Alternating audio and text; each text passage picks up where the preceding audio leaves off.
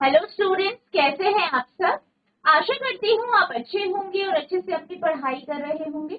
मैं मोनिका रावत आपका स्वागत करती हूँ आईसीटी वर्चुअल क्लासरूम देहरादून में। बच्चों, आज हम क्लास 9 का जो आपका सब्जेक्ट है साइंस, उसका चैप्टर मोशन को कंटिन्यू करें। तो बच्चों, पिछले लेक्चर में हमने ये जाना था कि मोशन यानी गति क्या होती है, गति का अर्थ क्या है, गति के बारे में हमने समझा था। इसके साथ साथ हमने सरल रैखिक गति के बारे में पढ़ा था। सरल रैखिक गति क्या होती है ये जाना था, और किस तरीके से आप दूरी की गणना करते हैं ये भी देखा। इसके बाद हमने इसकी प्रॉपर्टीज पढ़ी थी और साथ ही साथ हमने डिस्प्लेसमेंट यानी विस्थापन के कॉन्सेप्ट को पढ़ा था कि विस्थापन क्या होता है। ठीक है, इतना हमने डिस्कस कर लिया था। तो आज हम क्या करेंगे, इन टॉपिक के ऊपर कुछ क्वेश्चंस हैं उनको डिस्कस करें। तो आपका पहला प्रश्न है, an object has moved through a distance. क्या कहा गया है कि एक वस्तु है वो कुछ दूरी तय करती है, कुछ दूरी तक वो गति करती है। Can it have zero displacement? क्या इसमें शून्य विस्थापन होता है? If yes, support your answer with an example. कहा गया है कि अगर ऐसा सत्य है तो आपको क्या करना है, आंसर देना है इसके सपोर्ट में। कोई वस्तु बहुत दूर तक चली गई है, क्या इसका विस्थापन शून्य हो सकता है? यदि हाँ, तो एक उदाहरण देकर अपने उत्तर का समर्थन करें। ठीक है, क्या कहा है कि एक जो वस्तु है वो गति कर रही है, तो क्या किसी वस्तु का जीरो डिस्प्लेसमेंट यानी शून्य विस्थापन हो सकता है? पिछले लेक्चर में जब हम विस्थापन के बारे में पढ़ रहे थे तो हमने क्या पढ़ा था, विस्थापन क्या होता है। विस्थापन बेसिकली जब भी कोई वस्तु गति कर रही, मान लीजिए एक बिंदु से ए बिंदु से बी बिंदु की ओर गति कर रही है, यानी इसका प्रारंभिक बिंदु ए है और अंतिम बिंदु क्या है, बी है। तो ऐसे अगर ये गति कर रही है, मूव कर रही है, तो इन दोनों बिंदुओं के बीच में यानी प्रारंभिक बिंदु और अंतिम बिंदु दोनों के बीच में जो सबसे छोटा डिस्टेंस है, सबसे शॉर्टेस्ट डिस्टेंस है, वही क्या कहलाता है, विस्थापन यानी डिस्प्लेसमेंट।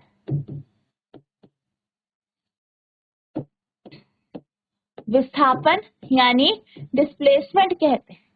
ठीक है, तो दो बिंदुओं के बीच की जो सबसे छोटी दूरी होती है वही विस्थापन कहलाती है। अब हमने क्या पढ़ा था, हमने ये कहा था कि जो विस्थापन है वो दूरी से छोटा होता है, जो आपकी दूरी होती है इससे छोटा होता है। ठीक है, शून्य हो सकता है। ठीक है, और हमने ये भी पढ़ा था कि अगर बात करें तो ये पॉजिटिव, नेगेटिव और जीरो तीनों हो सकते हैं। अब यहाँ पे अगर हम बात करें कि जीरो विस्थापन किस केस में होता है, तो इसकी अगर हम बात करें, मान लीजिए कोई वस्तु ए बिंदु से चलना शुरू होती है, बी पे पहुंचती है, फिर वापस ए में आ जाती है।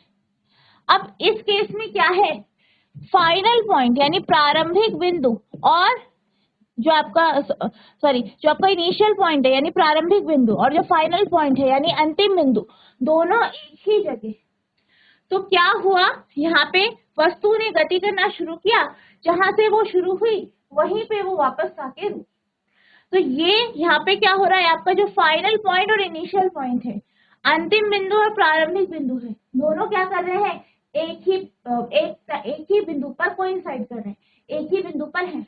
तो इस केस में अगर हम बात करें, दोनों आपके दोनों क्या है, सेम है, तो इस केस में आपका जो विस्थापन होगा वो शून्य होगा, क्योंकि आप ये जानते हैं कि इनिशियल पॉइंट और फाइनल पॉइंट यानी प्रारंभिक बिंदु और अंतिम बिंदु के बीच की जो सबसे छोटी दूरी है वही आपकी विस्थापन। यहाँ पर दोनों एक ही जगह है, यानी दोनों के बीच की दूरी क्या है, जीरो है यानी शून्य। तो एक केस आपका ये हो गया।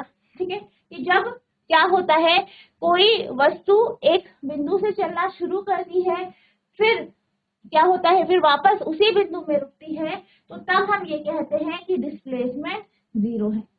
इसी प्रकार से एक और उदाहरण है आपका वृत्तीय पथ या वृत्तीय पार्क का भी आप एग्जाम्पल ले सकते हैं।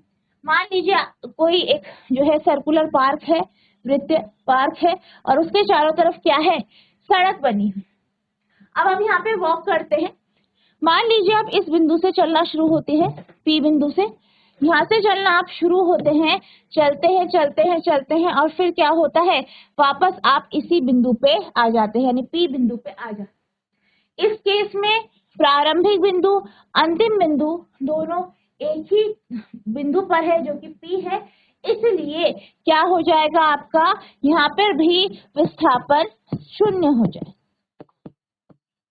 ठीक है, विस्थापन क्या हो जाएगा, शून्य हो जाएगा, जीरो हो जाएगा। तो हम ये कह सकते हैं कि जब भी कोई वस्तु गति करती है, गतिमान वस्तु जीरो डिस्प्लेसमेंट यानी शून्य विस्थापन भी दर्शाती है, यानी कुछ केसेस में आपका विस्थापन शून्य भी होता है। अब हमने यहाँ पे बात करी कि जब भी कोई वस्तु गतिमान होती है उस केस में विस्थापन जीरो हो सकता है। कौन कौन से इसमें होता है ऐसे, जब भी कोई वस्तु गतिमान होती है, चलती है, ठीक है, और फिर वापस उसी बिंदु पे आ जाती है जहां से वो चलना शुरू हुई, उस केस में, या फिर कोई सर्कुलर पाथ है, कोई वृत्तीय पथ है, उस केस में भी क्या होता है, आपका जो वस्तु होती है उसका विस्थापन शून्य होता है। अगर जिस बिंदु से आपने शुरू किया है चलना, वहीं पर आप वापस आए। ठीक है, तो यहाँ पर भी आपसे ऐसे कहा गया है कि जब भी कोई वस्तु गतिमान करती है तो क्या इस केस में विस्थापन शून्य होता है, जीरो होता है। तो आप इसका आंसर लिखेंगे यस। ठीक है, yes, an object which has moved through a distance can have zero displacement if it comes back to its initial position. क्या कहा गया है, हाँ, एक वस्तु जो कि मूव कर रही है, गति कर रही है, उसका विस्थापन शून्य हो सकता है जब वो वापस उसी स्थिति में आए जिस स्थिति से वो चलना शुरू करती है। Example, if a person जॉग्स in a circular park which is circular and complete one round with its initial and final position is the same, his displacement is zero। क्या कहा गया है, इसका एक उदाहरण दिया गया है। मान लीजिए कोई एक व्यक्ति है, वो क्या कर रहा है, वो जॉगिंग कर रहा है। कहाँ कर रहा है, सर्कुलर पार्क में। ठीक है, एक वृत्तीय पार्क है, वहां पर वो जॉगिंग कर रहा है, और वो क्या करता है, उस पार्क का एक चक्कर पूरा करता है, कंप्लीट करता है, और जो शुरुआती बिंदु है वहीं पर वो पहुंचता है। तो इस केस में भी विस्थापन क्या हो जाएगा, शून्य हो जाएगा। ठीक है, तो इस तरीके से आप यहाँ पे आंसर लिखेंगे।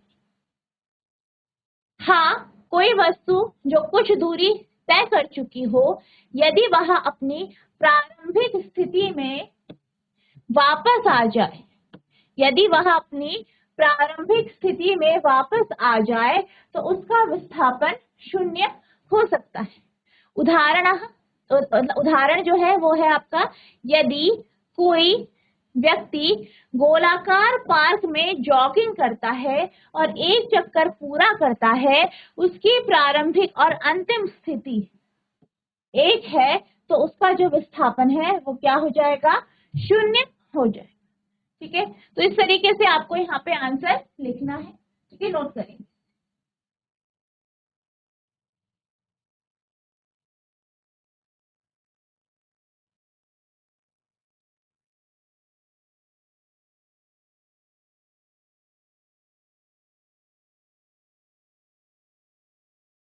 अब हम चलते हैं अगले प्रश्न की ओर। तो आपका अगला प्रश्न है, a farmer moves along the boundary of a circular field of side 10 metre in 40 second. क्या कहा गया है कि एक किसान है, एक फार्मर है, वो क्या करता है, वो एक वर्गाकार क्षेत्र की सीमा में क्या कर रहा है, गति कर रहा है, चल रहा है। और वो क्या करता है, उस जो वर्गाकार फील्ड है, खेत है, उसकी जो साइड है वो 10 मीटर है, और इसकी जो दूरी है वो वहां चलता है, तो कितना समय लेता है, 40 सेकेंड का समय लेता है। What will be the magnitude of the displacement of the farmer at the end of 2 minutes 20 seconds from his initial position? उससे पूछा गया है कि आपको ये बताना है कि विस्थापन कितना होगा कब, जब 2 मिनट 20 सेकेंड की दूरी वो तय कर चुका हो, या 2 मिनट 20 सेकेंड तक वो चला होगा, तो इस केस में विस्थापन क्या। एक किसान 10 मीटर भुजा वाले एक वर्गाकार क्षेत्र की सीमा के साथ 4 सेकंड में चलता है। अपनी प्रारंभिक स्थिति से 2 मिनट 20 सेकंड के अंत में किसान के विस्थापन का परिमाण क्या हो। ठीक है, तो क्या कहा गया है, एक वर्गाकार खेत है, ठीक है। अब इसकी जो भुजा है वो कितनी है, इसकी साइड कितने सेंटीमीटर की है, 10 सेंटीमीटर दिया गया है, सॉरी 10 मीटर दिया गया है। इसकी जो भुजा है वो कितनी, उसकी लंबाई कितनी है,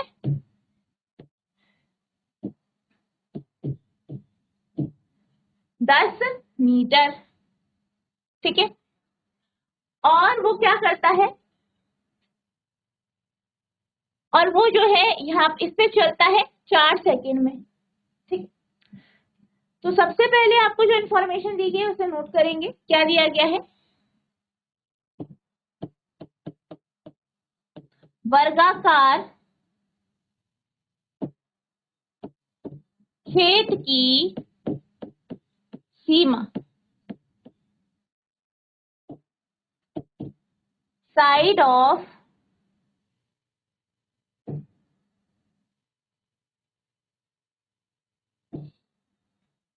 स्क्वायर फील्ड, मान लीजिए एस है, कितना दिया गया है, 10 मीटर, ठीक है।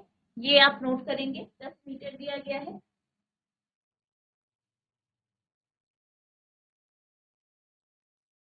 इसके बाद अगर हम इसका पैरीमीटर देखें, इसका जो पैरीमीटर आएगा, यानी अगर वो एक चक्कर काटता है तो वो कितनी दूरी तय करेगा, पैरीमीटर जो होगा इसका 4 × 10 यानी 40 मीटर की वो दूरी तय करेगा। अब ये 40 मीटर की दूरी कितने टाइम में तय कर रहा है, वो 40 सेकंड में, ठीक है। तो ये इतनी दूरी वो कितने टाइम में पूरी करेगा, टाइम कितना ले रहा है,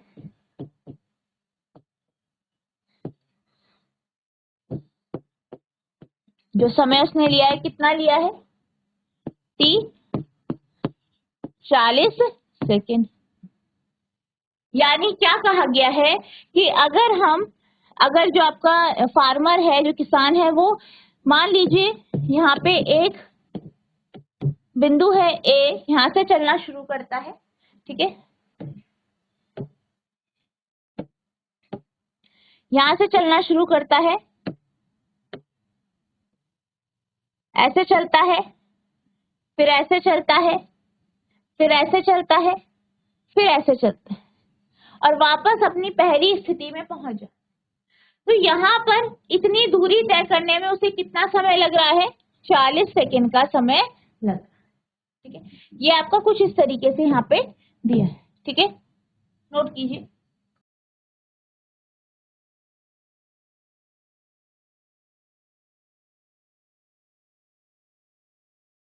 ठीक है, तो अब आपको क्या पता है, आपको ये पता है, क्या पता है कि जो किसान है, किसान 40 सेकंड में क्या करता है, 40 मीटर की दूरी तय करता है, ठीक है। 40 सेकंड में 40 मीटर की दूरी तय करता है। अब 1 सेकंड में कितने मीटर की दूरी तय करेगा, तो क्या होगा, तो किसान जो है 1 सेकंड में 1 मीटर की दूरी तय करेगा,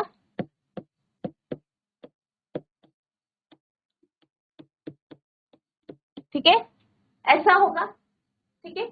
यहाँ पे आपका यूनिटरी मेथड लगाया गया है। अगर 40 सेकंड जो है, 40 सेकंड में क्या करता है, वो 40 मीटर की दूरी तय करता है, तो 1 सेकंड में 40/40 यानी 1 मीटर की दूरी तय करेगा, ठीक है।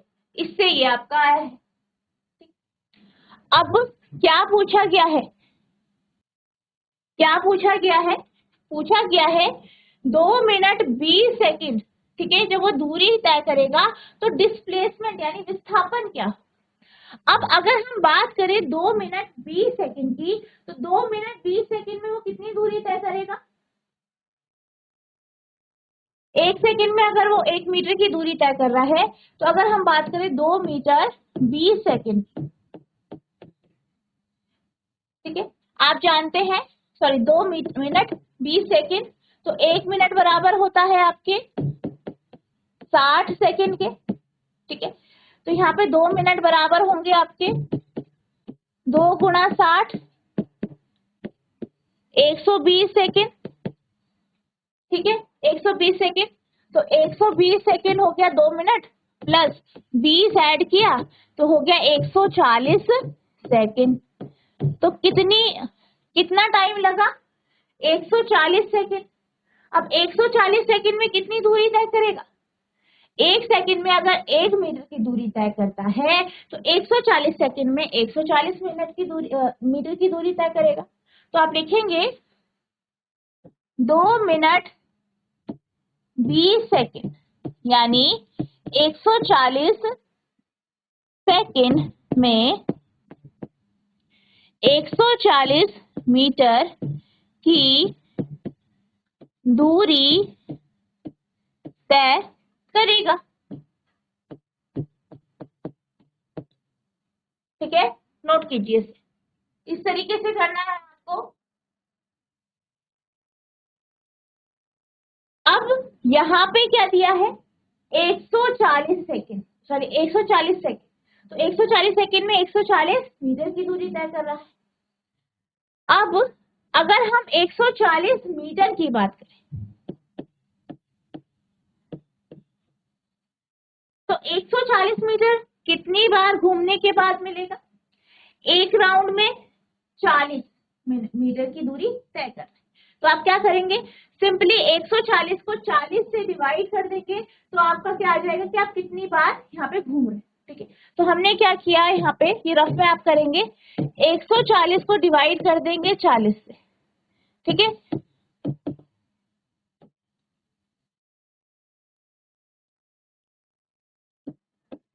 ठीक है, तो ये आपके पास आ जाएगा 3 और 1 हाफ, 2 × 2 2 × 4, यानी 3 पूरे चक्कर और 1 आधा चक्कर। अब इसका मतलब क्या हुआ? हमने क्या कहा?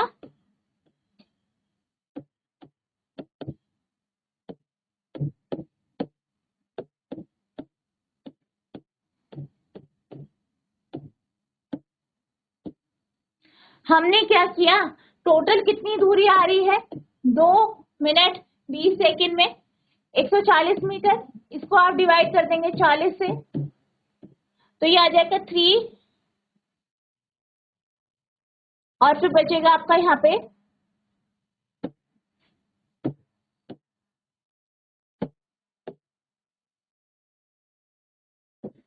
20/40, यानी ये हो गया आपका 3, फिर हाफ राउंड, यानी 3 पूरे राउंड और आधा राउंड, 3 पूरे राउंड और फिर आधा राउंड। तो अगर हम यहाँ से ए ले लें, बी सी डी, तो इसका अर्थ क्या है? इसका अर्थ ये है कि मान लीजिए यहाँ से ये जो किसान है वो चलना शुरू करता है, तो पहले वो क्या करेगा? एक पूरा चक्कर पूरा करेगा, फिर दूसरा एक पूरा करेगा, फिर तीसरा पूरा करेगा। अब जब वो तीसरे में यहाँ पहुंच जाएगा, फिर वो आधा चक्कर पूरा करेगा। आधा चक्कर यानी ऐसे चलेगा और ऐसे चलेगा, ठीक है। तो ये आधा चक्कर हो गया। अब ये सी और ए के बिंदु के बीच का आपको विस्थापन निकालना है। तो विस्थापन आपको क्या पता है? विस्थापन के बारे में आपको पता है कि विस्थापन क्या होता है? सबसे छोटी दूरी जो है प्रारंभिक और अंतिम बिंदु के बीच में। तो यहाँ पर इस बिंदु और इस बिंदु के बीच में सबसे छोटी दूरी कौन सी होगी? ये वाली, ठीक है, ये वाली आपकी दूरी होगी। तो यानी आपको AC का मान निकालना, ठीक है। तो आप लिखेंगे जो विस्थापन होगा बराबर होगा AC के। ठीक है, अब आपको AC निकालना है। ये क्या है आपका, एक वर्ग है, स्क्वायर है, तो ये 90 डिग्री का होगा। अब ADC ट्राइंगल है, ADC त्रिभुज में आप पाइथागोरस प्रमेय लगाएंगे, पाइथागोरस थ्योरम लगाएंगे। ठीक है, तो आप लिखेंगे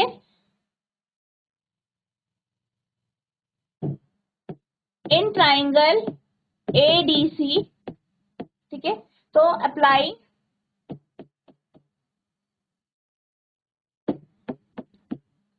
पाइथागोरस थ्योरम, यानी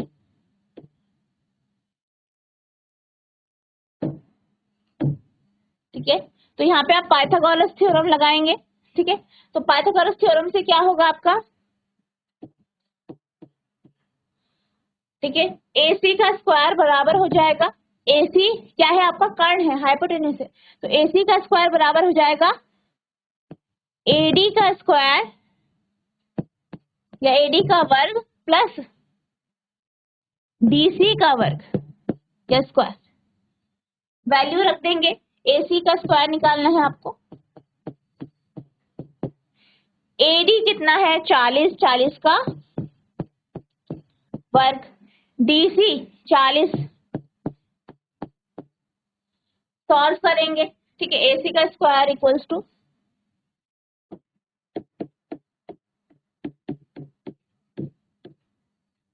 1600 प्लस 1600, यानी AC का स्क्वायर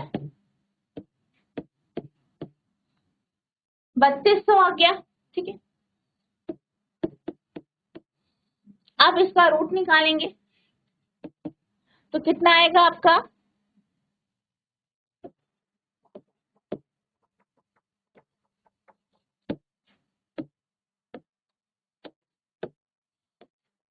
बत्तीस सौ का रूट। ठीक है, 3200 का रूट, तो ये हो जाएगा 40√2। ठीक है, मीटर। तो यहाँ पे AC की जो वैल्यू आ गई है वो आपकी क्या आ गई, 40√2 मीटर। तो यही क्या होगा, विस्थापन होगा। तो आप लिखेंगे, आपसे क्या पूछा गया है, डिस्प्लेसमेंट। ठीक है, तो जो विस्थापन होगा वो बराबर होगा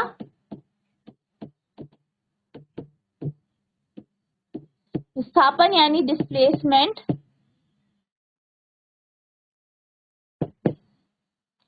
बराबर होगा AC के, यानी 40√2 मीटर। ठीक है, तो ये इस तरीके से आ जाए, इस तरीके से आपको सॉल्व करना है। ठीक है, नोट करेंगे।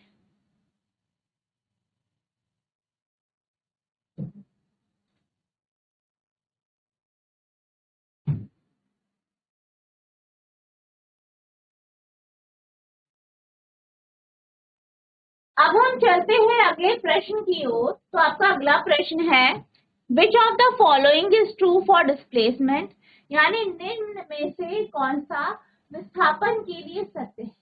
यानी यहाँ पे आपसे जो है विस्थापन में के लिए कौन सी बात सही की गई है, कही गई है, ये पूछा गया। पहला है it can not be zero, यानी यह शून्य नहीं हो सकता। दूसरा है its magnitude is greater than the distance travel by the object, यानी इसका परिमाण वस्तु द्वारा तय की गई दूरी से अधिक हो। अब यहाँ पे अगर हम विस्थापन की बात करें तो हमने क्या पढ़ा है कि विस्थापन क्या होता है, प्रारंभिक और अंतिम बिंदु के बीच की सबसे छोटी। और हमने ये भी पढ़ा है कि ये हमेशा दूरी से छोटी होती है, जीरो होता है। ठीक है, छोटी हो सकती है, जीरो यानी शून्य हो सकती है। ठीक है, और आपका नेगेटिव भी हो। ठीक है, तो यानी कि अगर हम दोनों स्टेटमेंट की बात करें, पहला स्टेटमेंट है it can not be zero, तो ये आपका क्या है, गलत है। ठीक है, it can not be zero, ये क्या है, गलत है, ये गलत है। और क्या दिया गया है कि its magnitude is greater than distance travel by the object, यानी इसका जो परिमाण होता है वस्तु द्वारा तय की गई दूरी से अधिक होता है, तो ये भी आपका गलत है। यानी आपका आंसर होगा neither of the statement is true, दोनों में से कोई भी कथन सत्य नहीं है। तो ये इसका उत्तर होगा। ठीक है, नोट करें।